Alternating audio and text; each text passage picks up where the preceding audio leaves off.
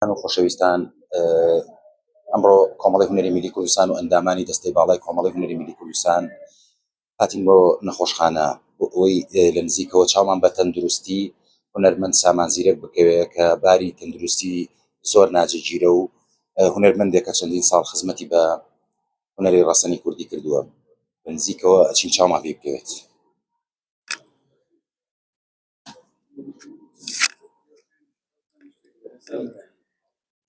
کاک جەزاجیان سڵاو لێبێ. ئەمڕۆ وەکو سەرۆکی کۆمەڵی هونەری میلی سەردانی هونەرمەند کاک سامان کردووە، هاتی تا بزانی باری تەندروستی چۆنە و چیت هەیە بۆ هەوادارانی گوێگرانی زیرەکی نەمر. وڵی کاکە دیاریجان چیم هەبێ ڕاستە من سەرۆکی کۆمەڵی هونەری میلی کوردستان بە حساب سەرۆکم، من خزمەکاری ئەو پۆستە هەر زۆرم پێ ناخۆشە بڵام سەرۆک، من خزمەکاری هونەرمەندانم هونەری میلی، بەڵام بەداخەوە خزمەکارێکی بێدەسەڵات. ئێمە چەند ساڵە هاوارەکەین کاکە باسی نوقێکە بێ بۆ هونەرمەندان، هونەرمەندی ئەوە نەخۆشەکە ئێستا لە دەرگای چێ بم پێشەوەی جەناب بی بۆمانم باسەکە کتابێک بەرزەکەینەوە بۆ سەر و خۆمان، بەڵام هەتام کتاباکە و دوژنە و دوژنەکاری و دوژنەخبی ینی بەڕاستی فریان ناکەی. من حاڵەتی ئەوە پەلەم هەیە نازم چۆن فریای هونەرمەندەکە بکەیت، بەڕاستی ینی بێدەسەڵاتن لە تاوە جاری وایە خۆمەخۆمەوە لە ناخەوە ئازارە چێژم بۆ هاوڕێکانم بۆ هونەرمەندەکان، هەرچی هونەرمەندە بە هەژاری سەرێنێتەوە، هەمووی بە نەخۆشی سەرێنێتەوە، ینی بە بێ فریاد ڕەسی سەرێنێتەوە. کاکە ینی نازەم سەردەما کەی ئێمە ئەمەلێت ڕێزە هونەرمەندانی خۆمان بگرین، بەڕاستی نەزانم چی. کاک سامان سڵاو لێبێ. باری تەندروستی ماوەی چەندێکە پێک چووەوە پێویستە چیت بۆ بکرێت؟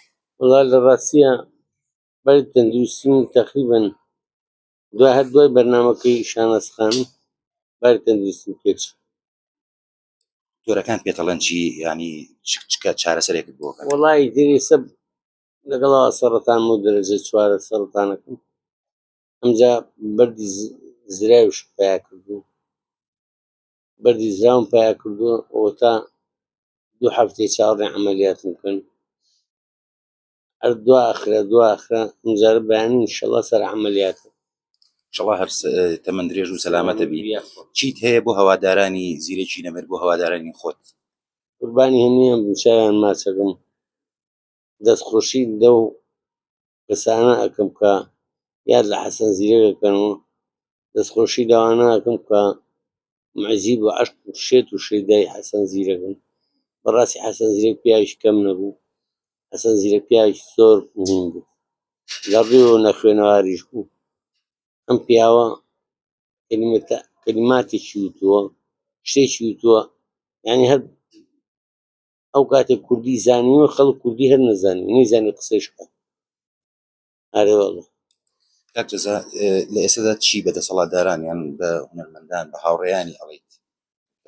وەڵی من نازانم، وڵاتێک هەزاران هەزار پیشەوەری تێیە، هەر باسی هەست پیشێ بکەیت لە پیشەکانی ژیان ئەوانی کە 100,000 کەسێ لەو پیشەیە، بەس وڵاتێک ئەم وڵاتە نزیکەی من ناوی کوردستانە یەکڕا 100 هونەرمەندمانی، ئەم وڵاتە ئەم دەسەڵاتە 100 هونەرمەندی بۆ بەخێو ناکەی، ئەی ناتوانێت تەبەنی 100 هونەرمەند بکە کە حاڵەتێکی ئەوایەتە پێشەوە فریای کرد بۆ خاتری خواین لە هیچ شوێنێکی دنیای وایە.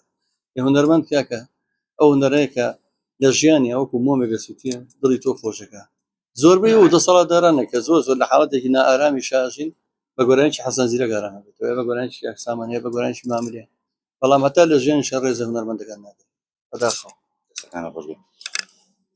لێرەوە وەکو هونەرمەندان داوا و نزای خۆمان ئاراستە دەکەین کە خوای گەورە ئینشەڵا شفای کاکە سامان بات، لەم نەهامەتی و میحنەتە نەجاتی بێت و نەشتەرگەرێکی سەرکەوتووی بۆ ئەنجام بدرێت.